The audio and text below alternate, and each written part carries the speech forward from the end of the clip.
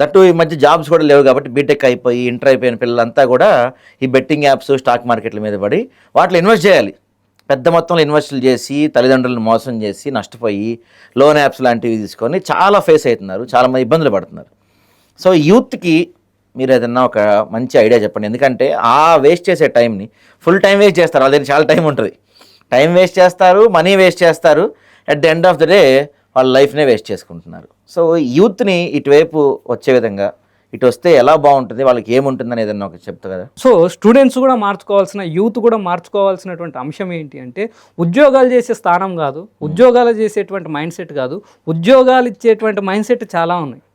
ఈరోజు చాలా గవర్నమెంట్స్ కూడా స్కిల్ ఇండియా అని, స్టార్టప్ ఇండియాస్ అని ఇలాంటివి ఎన్నో అవగాహన కార్యక్రమాలు నేర్పిస్తూ ఉంది. సో ఇలాంటి వాటిని ఉపయోగించుకొని ఎంప్లాయీగా ఉండొద్దు, ఎంటర్ప్రైనర్గా రావడానికి ఎన్నో అవకాశాలు ఉన్నాయి, ఎన్నో మార్గాలు ఉన్నాయి. వాటి మీద దృష్టి పెట్టగలగాలి. ఉద్యోగం చేస్తే జీతం వస్తుంది, వ్యాపారం చేస్తే జీవితం వస్తుంది అని అంటారు ఒక గురువు గారు. సో దీన్ని వ్యాపారం చేయాలి, 10 మందికి ఉద్యోగాన్ని కాదు 10 మందికి ఉద్యోగాలను కల్పించగలగాలి అన్నటువంటి మైండ్ సెట్ని అలవాటు చేసుకోగలిగితే తల్లిదండ్రులకైనా గురువులకైనా వాళ్ళు చెప్పే అంశాలను ఇంప్లిమెంట్ చేస్తూ సమాజంలో కనీసం ఒక 20% మనం ఫోకస్ చేయాలి. 20% ఎక్స్ట్రా స్కిల్స్ నేర్చుకోవాలి. బుక్కుల్లో ఉన్నది సమాజంలో లేదు ప్రజెంట్ ఉన్నటువంటి సిచ్యువేషన్స్లో. సమాజాన్ని మనం మారుద్దామని పోతే సమాజం మనల్ని మారుస్తుంది.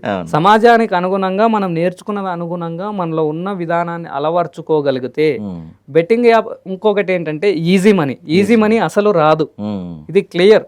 ఫస్ట్ ఈ మైండ్ సెట్ని అలవాటు చేసుకోవాలి, అలవాటు చేయాలి. ఈజీ మనీ అనేది రాదు.